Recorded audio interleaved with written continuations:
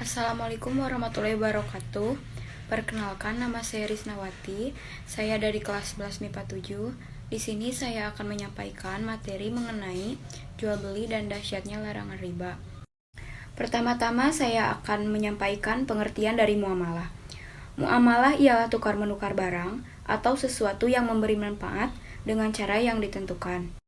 Yang termasuk muamalah terdapat 4 jenis. Yang pertama adalah jual beli. Jual beli ialah suatu perjanjian tukar-menukar benda atau barang yang mempunyai nilai secara sukarela di antara kedua belah pihak. Dan yang kedua ada pinjam-meminjam.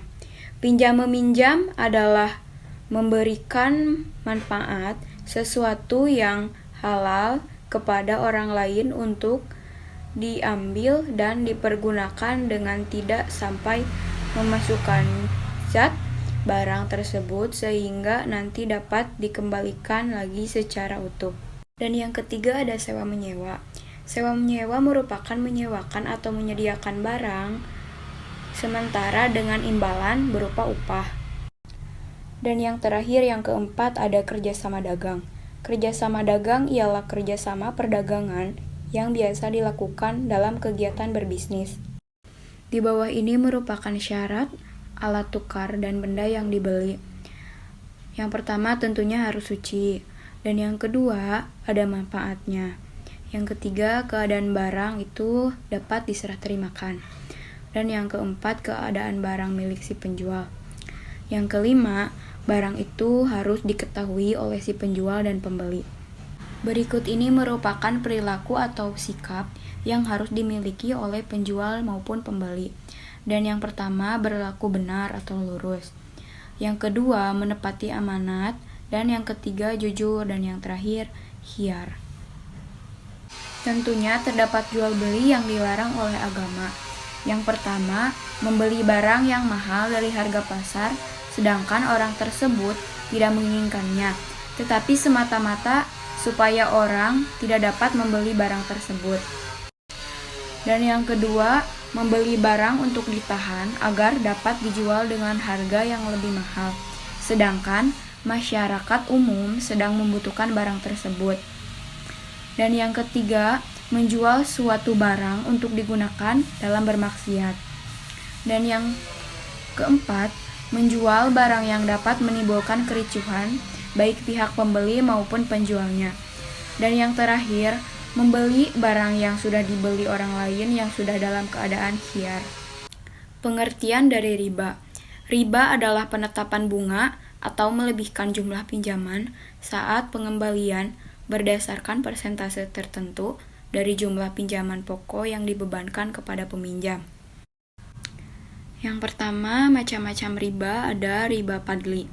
Jenis riba ini terjadi tatkala terjadi kegiatan jual beli atau pertukaran barang-barang ribawi, namun dengan kadar atau takaran yang berbeda. Jenis riba yang kedua ada riba qardhi. Riba qardhi merupakan suatu manfaat atau tingkat kelebihan tertentu yang disyaratkan terhadap yang berhutang. Dan yang selanjutnya yang ketiga ada riba nasi'ah. Riba nasi'ah merupakan penangguhan, penyerahan atau penerimaan jenis barang ribawi dengan jenis barang ribawi lainnya. Dan yang terakhir dari macam-macam riba yang keempat ada riba yad. Jenis riba yang tukar-menukar dengan cara mengakhirkan penerimaan kedua barang yang ditukarkan atau salah satunya tanpa menyebutkan masanya. Contoh kegiatan yang terdapat unsur riba. Bu Rani meminjam uang sebesar 5 juta ke Bu Mimi yang akan diangsur selama 5 bulan lamanya. Dalam pelunasannya, ternyata Bu Rani memberikan hadiah ke Bu Mimi. Ini bisa dikatakan riba, sebab mengambil manfaat dari hutang. Penyebab diharamkannya riba, yaitu riba dapat merugikan salah satu pihak, yaitu pihak yang berutang. Hal inilah yang menjadi salah satu alasan mengapa Islam melarang riba. Karena dalam Islam, saling tolong-menolong adalah suatu kewajiban dan sangat bertentangan dengan riba yang bertujuan untuk mendapatkan keuntungan dari pihak peminjam yang nantinya akan menyulitkan orang lain. Sekian video pembelajaran yang dapat saya sampaikan kali ini. Mudah-mudahan materi ini dapat bermanfaat. Saya ucapkan terima kasih. Wassalamualaikum warahmatullahi wabarakatuh.